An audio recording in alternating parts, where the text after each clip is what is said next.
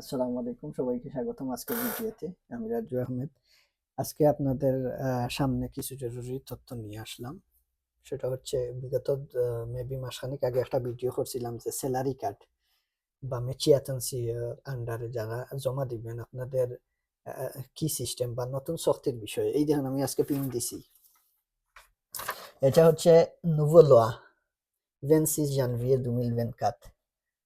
এটা মডিফাই হয়েছে কিন্তু লাস্ট যাইয়া 2024 নভেম্বরে ওকিটিএফ যেটা এটা 1 বছর থেকে এটা বাড়িয়ে 3 বছর করা হয়েছে। 3 বছর এই যে পাবলিক করছে 4 মে 2025। এখন এখানে অনেক কথা শর্ট করে বলে দিচ্ছি। এই যে আমাদের বাইয়ের উদ্দিন এনাম বাইয়ের রন্ধেবু নিছিলাম আমরা এই যে 2025-এর 6 নম্বর মাসে। অ্যাপ্লাই করা ছিল 24 নভেম্বরে, কিন্তু আপনার জমা হচ্ছে 20 নভেম্বর 2025। তার মানে নভেম্বরের 20 তারিখ জমা। আজকে ওনারে আমি ডাইকা নিয়ে আসছি এবং বলছি যে আপনার কমিশনের রিজেক্ট এবং শক্তি দেখান। ওনার কিন্তু কোনো শক্তি আসে নাই। এখন উনি কিভাবে বুঝবে যে ওনার শক্তি আছে কিনা?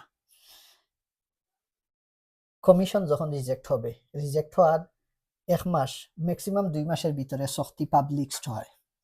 এই শক্তি যখন পাবলিশড হয়, হওয়ার পরে অনেক সময় মানুষের কাছে শক্তি আসে, অনেক সময় যার কাছে আসে সে শক্তি কি সেটা বুঝে না, রেখে দেয়। অনেক সময় কেস শেষ হওয়ার পরে অ্যাড্রেস বন্ধ হয়ে যায়, আবার অনেক সময় প্রিফেকচার শক্তি দেয় না। বিভিন্ন বিষয় আছে।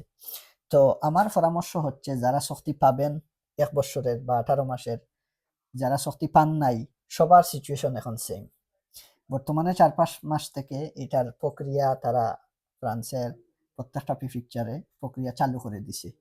প্রত্যেকটা রিজেক্ট লেটার এখন আমরা পাচ্ছি। প্রত্যেকটা রিজেক্টের মাধ্যমে দেখাচ্ছে যে আপনার পরিপূর্ণ বয়স হচ্ছে না বা আপনি ওকিটিএফ এর আন্ডারে আছেন, এরকম বলতেছে। তার মানে আপনি 1 বছরের শক্তি যদি পেয়ে থাকেন, তারপরেও আপনার শক্তিটা এখন গণনা করা হবে 3 বছর।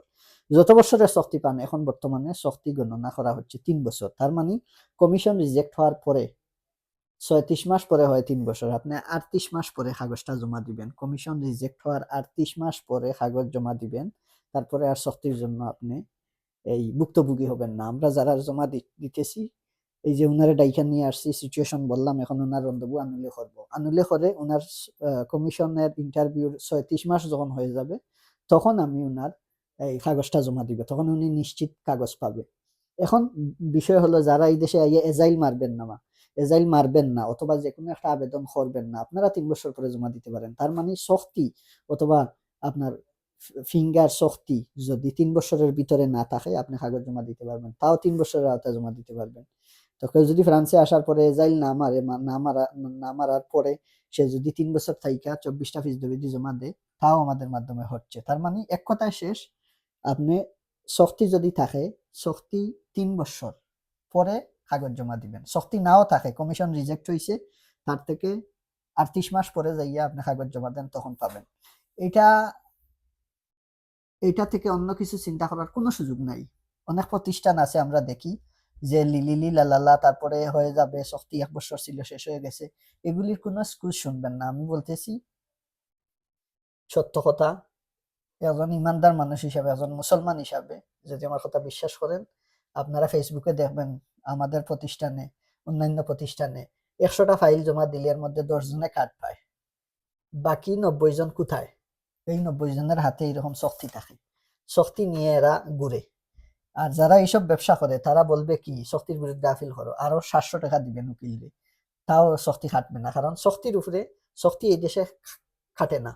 100 জনে অ্যাপ্লাই করলে এর মধ্যে 1 জন বা 2 জনের শক্তি খাটে, যাদের শক্তি খাটার প্রায়োরিটি আছে।